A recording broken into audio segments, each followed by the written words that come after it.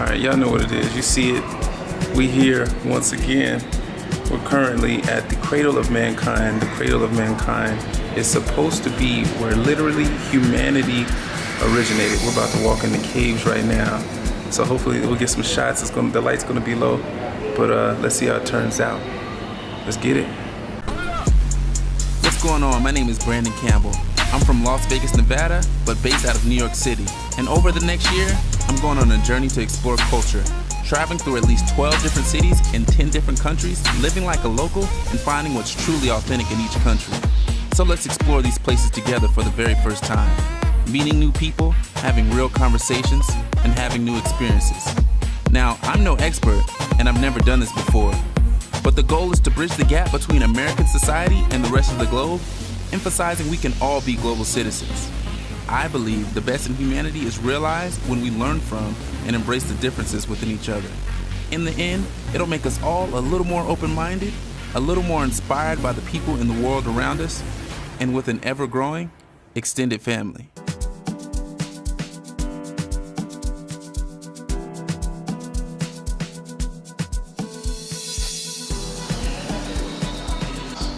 So over here, we're looking at stalagmites and stalactites.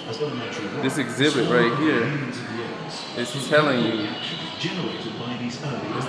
you what the difference in a stalagmite and stalactite is. Hopefully you can hear me over the sound, but a stalactite comes from a word that literally means dripping. You know what I mean? Stalagmite, of course, means come up. I feel like it's easy to remember. You know, stalactite is they tight because you got that drip. Stalagmite because you might come up. So that's how I'm gonna remember. Oh, that's tight. Oh, people are sitting.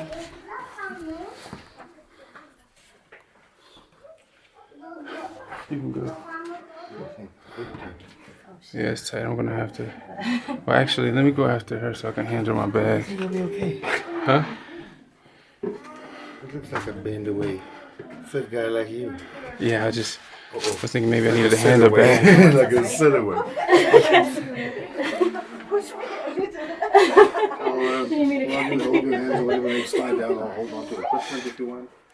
Okay, let's see. Let's see if we can do this.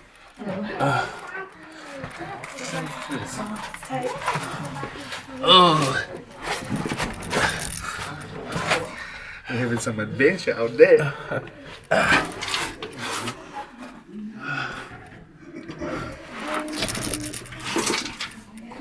This is more difficult one-handed. Yeah. But I made it.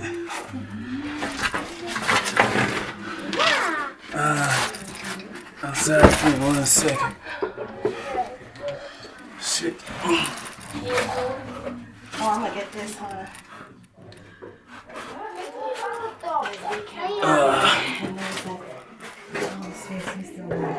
This is crazy. Oh, we gotta go directly down? I don't know. Oh, hold on.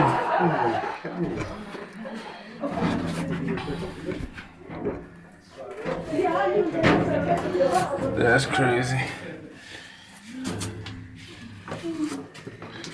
Fuck. All right.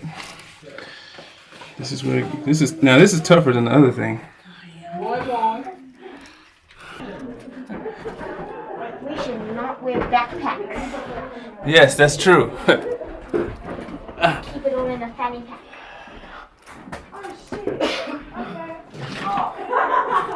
Why do people bend this way? Huh? Why do people bend this way? What way? People try to bend this way. After you. You'll show me how to do it.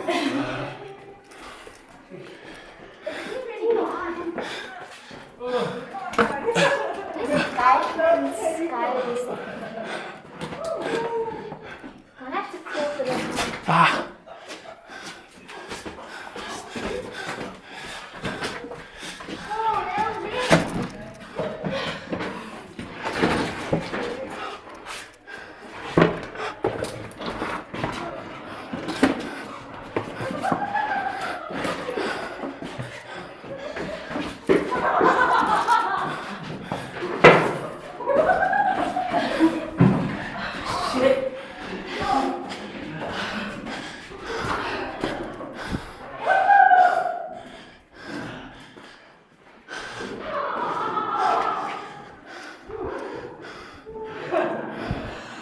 Come on.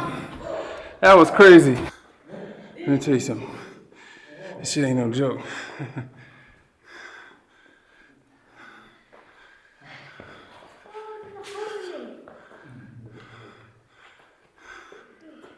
Why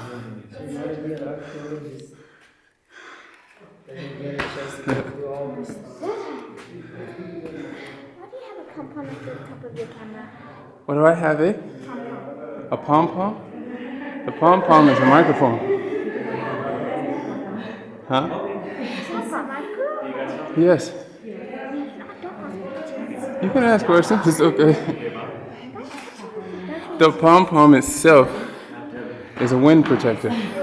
So when it's windy, you don't hear wind in the microphone. Yeah.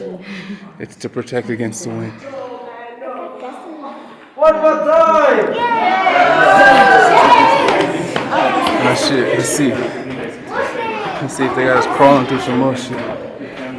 Alright. Let's see.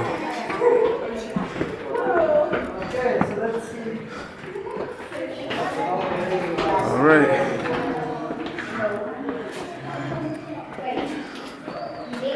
Here we go. You might find a snake. You found a snake? Stick your head, G.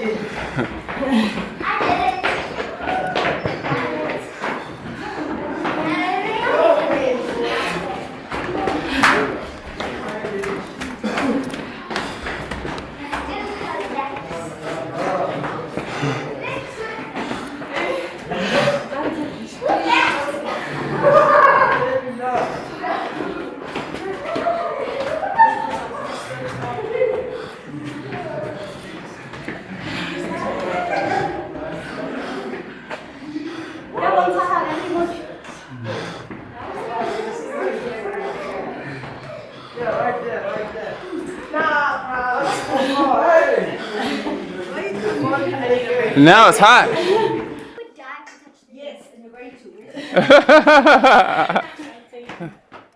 Thank you so much. Then they die. Listen, that was crazy. That was crazy for sure. Cradle of Humankind. We just walked through cave. I'm sure you got the information. Honestly, I was too fixated on these small spaces, so I wouldn't die. But it's beautiful. I mean, it's crazy to reflect on, or just to think where humankind started, potentially, or at least what we know. So that's really dope. I didn't think that my shoes would get fucked up in the process, but it is what it is. It's a part of the adventure. So blessed to be able to live a life where I'll crawl through caves before work.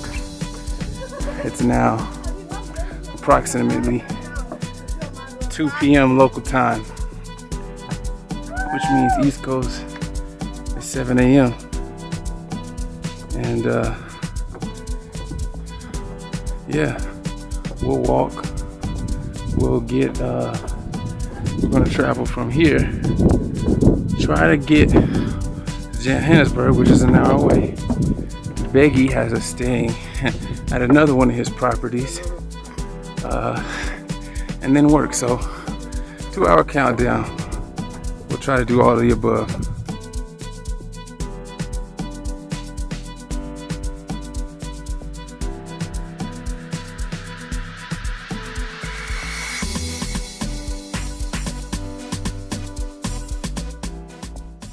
Today, I'm here with Bheki.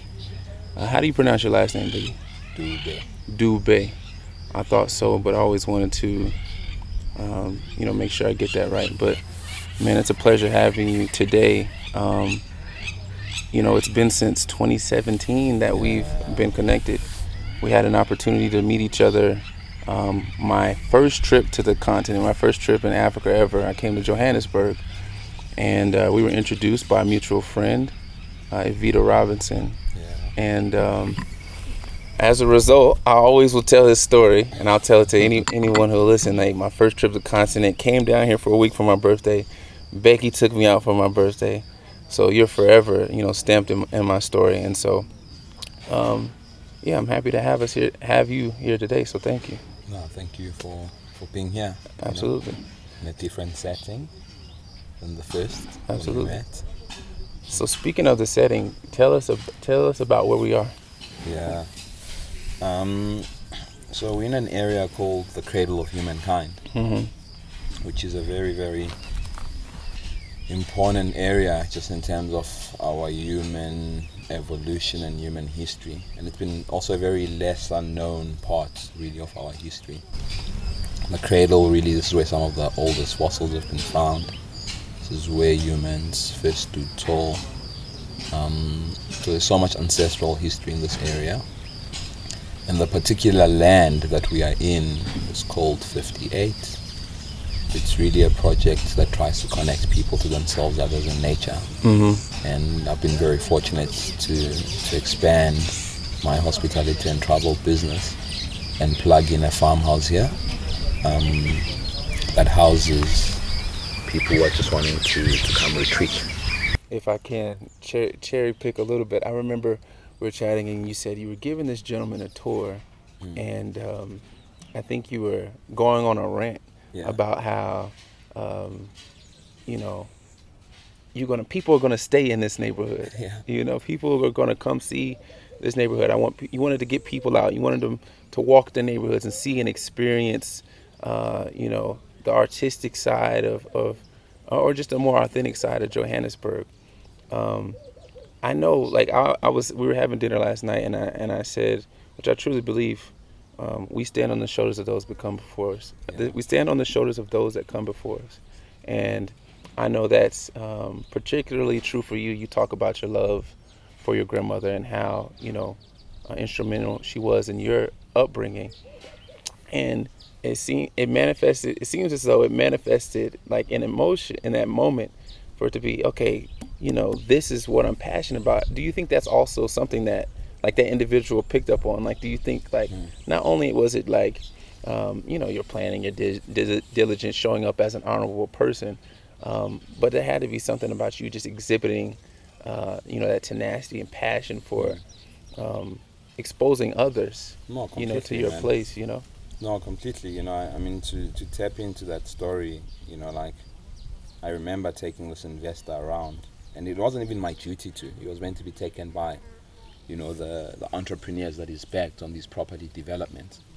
So it just so happened that one of the entrepreneurs wasn't in town. He was traveling. He was going to get inspiration in LA and blah, blah, blah, to try and learn urban regeneration strategies and come and implement them in Johannesburg. So he calls me out of LA. He says, "Yo, Bheki, I've got a partner coming to town.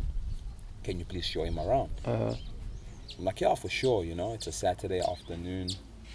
And I meet this gentleman, very like low-key.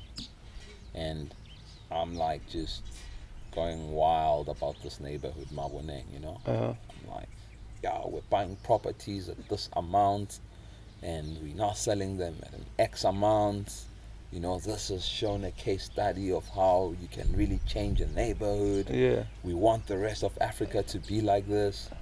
So this gentleman turns around and says, "And what are you, besides the tours, what's your story? Where you seeing taking yourself to?" I'm like, "Yeah, I'm going to open this brand called Curiocity." He's like, "Show me the property that you're looking at." Yeah. So it was just dilapidated at the time,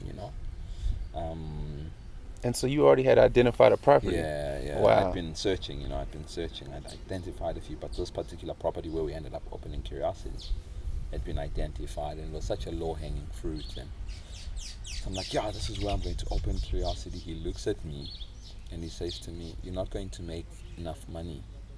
You're not going to create enough value with one site. It needs to be multiple." So I look at him, I'm like, "What the hell?" Right. I haven't even started. Right. He's like, "You poking holes in my shit already?" Yeah, I'm like, "I haven't even started. What are you Yeah. talking about?" But it was during that journey, and me, like just rapping about this neighborhood like it's my own, that he then, went to his partners and said, "Whatever this kid does, I want to back him." That's crazy. And And yeah, you know, people pick on people's energy, and your passion shows up, service. Yeah. You know, coming to South Africa for the first time in 2017, of course, the world is familiar with apartheid. What was always so interesting for me in experiencing South Africa is that, you know, as a Black American, we understand the dynamics of racism, but there's a little bit more nuance here, and sometimes it feels a little bit fresher. You know, I like in some of experiences or some interactions, sometimes I feel like this place is super progressive like the West Coast, but sometimes I feel like it's conservative like the South in the United States. You know, it's depending on your experience. In Capetown, actually, more so than in Johannesburg. That's so true. So, tell me about what it means to you, not only to be the first hostel in Johannesburg, but to be a Black entrepreneur. What does that mean for you, where you come from? You know, talking about is it Victorville? The Troyville. Troyville. Excuse me, my apologies. Troyville. And what does it mean for you to be a Black entrepreneur in Johannesburg or in South Africa? Yeah, the Curiosity journey is about decolonizing an industry. It's about decolonizing a system. You know, it's about these particular type of businesses, as I said earlier, were very white owned. The funding instruments are white owned, and during my journey, you know, I'll try and raise capital for the next property, and it's the same white boys around the same table. Yeah. And for me, it's a rebellious time to say, listen, we need to change that. You know, so I don't know if I answer your question properly, but what does it mean to be a Black person in business? It's about decolonizing, you know, it's about changing that narrative. It's about bringing out the best versions of ourselves, and I hope through my work it inspires the next generation to understand that it's possible. Mm-hmm. You know, the hospitality and travel industry, particularly in South Africa, you are only taught, if you do go to school, I didn't go to school for it, you are only taught to go work for large hotel groups. Mm-hmm. You know, no one teaches you to say, yo, you can actually open your own. You know, actually, travel and hospitality, you only study it if you failed maths and sciences. It's like, oh, okay, you're not good at maths, you're not good at science, so go do maybe hospitality and travel. You know, so if in high school, someone had taught me that, hey, you can actually go and open something that shifts, that creates employment, where you can make lots of value out of maybe, you know, like studied it, but I didn't, you know. So for me, really, it's about decolonizing. It's about inspiring the next generation to know that they can come in and actually build solid business models in this particular type of industry. Now, the white boys have had a lot of fun in it. Yeah. They've made lots of money. They have owned and scaled an industry, and like, you know, I'm very fortunate to be at the forefront as a Black entrepreneur and being able to shift and change that narrative. You know, there's no Black-owned hospitality groups in South Africa. And that should be alarming, you know. Wow. In a country where more than 85% of the people are Black. So,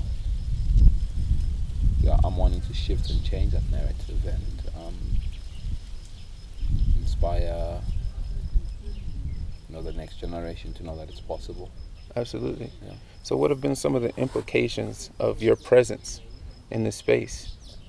You know, you talked about the impact you want to make or what it means to you, and you've described what the current landscape is a little bit in the hospitality, but what are the implications of your presence? Not only to, you talk about the next generation, not only to the next generation, but when you do business on a day-to-day basis, or when you started, obviously you're talking about when you're in investment rooms and who's around the table.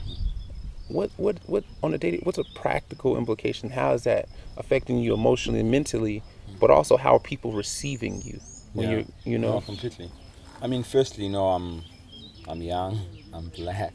Yeah. Look at my hair, you know. Yeah. So people look at you like face value and don't take you serious. They're like, Yeah. oh, when is your boss coming? You're like, what? Yeah. You know. Yeah.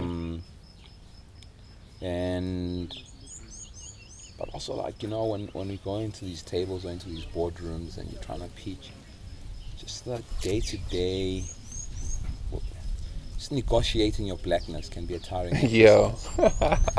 You know. Yeah. You said something. It's a very tiring exercise, man.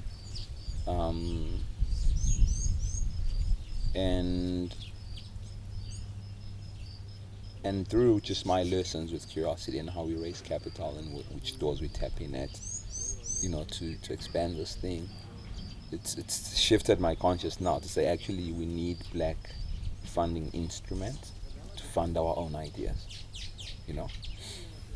And that would be the next, you know, the next move for this particular company is to like grow it to a point where it's scaled enough, and then in parallel to that it creates its own fund, and that fund will fund the new Curiosities, but also it will fund the new emerging black youth that are passionate about hospitality and travel. Because there's a lot of kids, you know, that will burn the candle day in, night out, and sometimes they just need that boost to actualize their potential, and they don't have it. They don't have surety, they don't have balance sheets, but they'll work, you know. So that's the next chapter, I think, you know, more medium to long term. We have such a shared, somehow, experience as African people. I mean, Black Americans don't often refer to themselves as African people, but we are, and that's why I say we have a shared experience as African people. Just giving you context to why I framed it in that way. But you said no more than 10% of Black South Africans own any assets as a result of your history, which is a shared journey with Black Americans. We don't own many of the assets in our country as well. I'm not sure of the specific percentage, but I'll be sure to do my research. Having that shared journey, right? I mean, having that shared experience, and the destination being, the result being that we don't own assets. The narrative's the same. The land was taken. You know, the land was promised. Yeah. The land was not returned. And we're on the shared journey of collective liberation. Yeah. So, as someone who's from South Africa, and as someone who's Black American, how do you believe that? How do you believe that Africans, South Africans, Black Americans can kind of collaborate on that shared journey of liberation, whether it be, you know, from your expertise in business? Of course, there's so many different facets, but what do you have thoughts on that? Yeah. Because I'm always interested. You know, we talk about, I think the other day we touched on Pan-Africanism a little bit, but how can we collaborate on that shared journey towards liberation? Yeah, man, like it's something that I've been diving a bit deep into around that African American and the Black African journey. And there's many joints, you know, that start to intertwine us if you look at music, jazz, you know. Speak of American jazz and its influence on African jazz, and how, you know, like a lot of our jazz musicians went to America during exile, and they got, you know, exposed to African American jazz there. They learned certain notes, came back here, you know. So the journey goes far deep, right? Yeah. Goes far deep, and when you start to really look at it, it's it was a South African poet, says it's actually not African jazz or American jazz. It's just different accents, but one jazz language. You know. Yeah. When you start to look at, I was telling you about this book that I was reading called "The Land Is Ours," about the first black lawyers in South Africa that played an instrumental role in the Constitution of South Africa, and how they were influenced by an African American choir called the Jubilee Singers, who came to perform here in South Africa. And when they saw these black people who were singing so beautifully, but also these people were lawyers, doctors, nurses, it started like igniting this consciousness that, listen, we can be far beyond the lines of constraints that have been set before us. They started dreaming, thinking bigger. So there's always been that. I think the African American has had exposure to resource, has had exposure to intellectual capital, has exposure to network, but is also seeking for a rooted, a deep connection to ancestry, to a Pan-African agenda, and we've got that, right? We're here on the ground, and I think there could be an interesting confluence around building or reimagining us anew, you know, and it's through mediums like this, you know, it's through saying, yo, listen, Brandon, I've got an idea, I want to create this particular product, and you're like, oh shit, actually I know someone who can unlock funding for you because I've got this, you know. So it's through those mediums, and you know, I mean, we're seeing it happen. It can be accelerated. Obviously COVID kind of slowed it down. I think that was an interesting, for me particularly within my business, I started seeing an interesting emergence of like that black African American becoming our key source market. Yet before, traditionally it was like Europe, Australia, you know, and then COVID slowed it down. So we need to continue at that wavelength that we're Absolutely just pre-COVID. Absolutely. I'm happy that man, I just feel like, you know, I called it serendipitous moments earlier, but I'm gonna just say they're God moments. You know what I'm saying? Ways in which you know, God and the universe conspire to make things happen for us. And I feel like we had a God moment when I was in Capetown. You're gonna have to, you know, excuse me, man. I didn't hit you up before I touched down on the soil, but when I touched down, I hit you and was like, yo, man, I'm back, coming through there, just want to tap in. And you were like, yo, I'm actually in Capetown. And so, you know, it's a blessing, because without that, you know, we wouldn't be here. We would not only not here chatting, but I wouldn't be able to experience your beautiful property. You know, we talked about your Genesis story and how you ideated in your background with your grandmother. But one thing we didn't touch on is, we talked about Troyville, where you're from.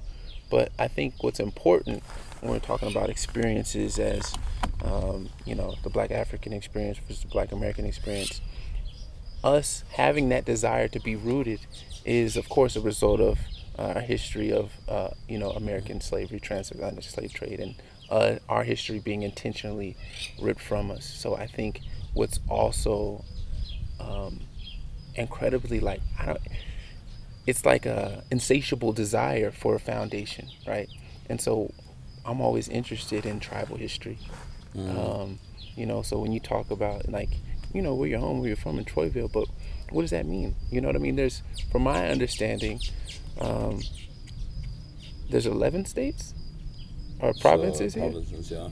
And 11 different provinces, and each province has different language. Yeah. Right? But then there's also a myriad of different tribes. I do not have my click isn't solid when I say Kosa. You know what I mean? But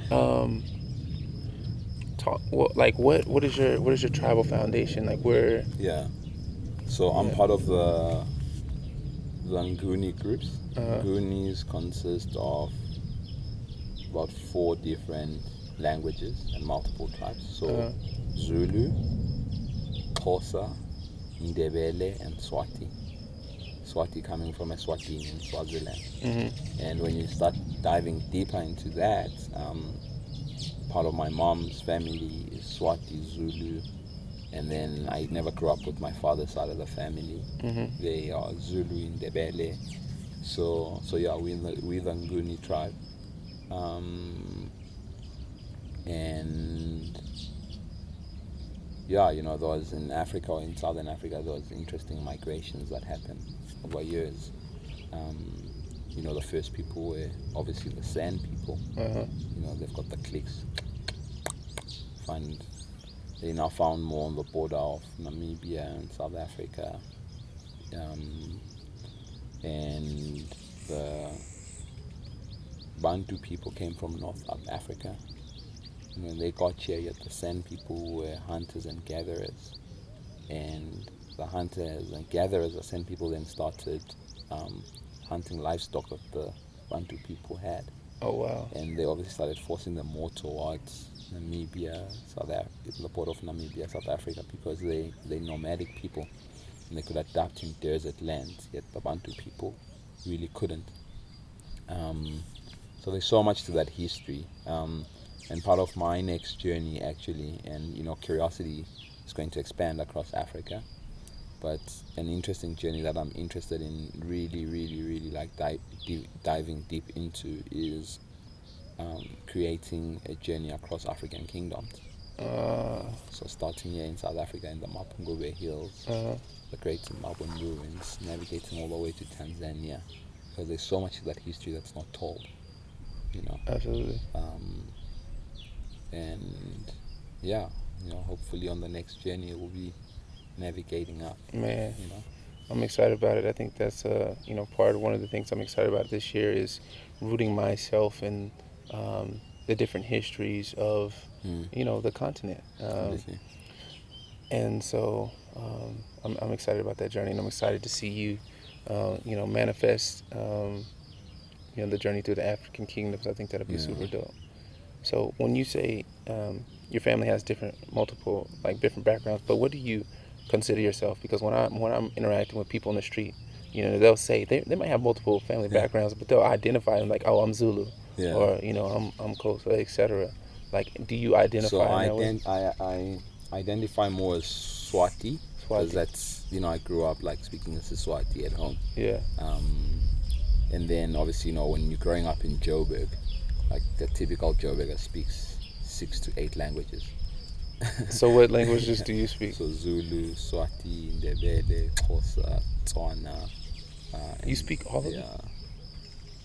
And then English becomes added on, and But that's growing up in Joburg. It's like a melting pot of all these different cultures. How so is that possible? Yeah. So you've got a friend who's Zulu, Xhosa, Pedi, and you mix it up.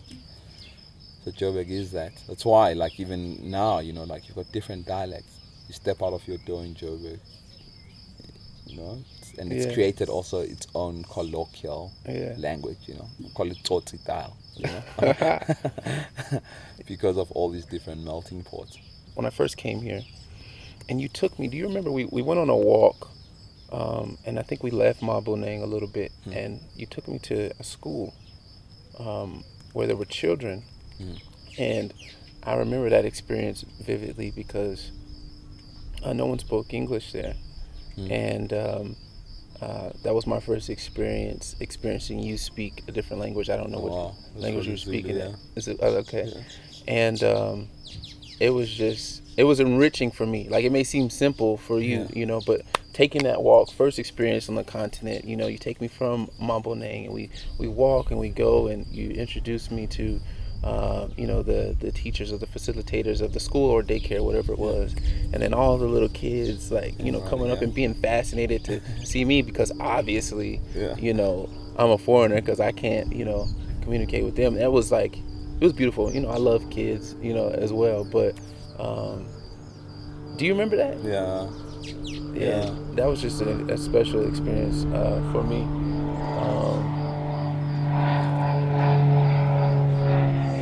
that was a special experience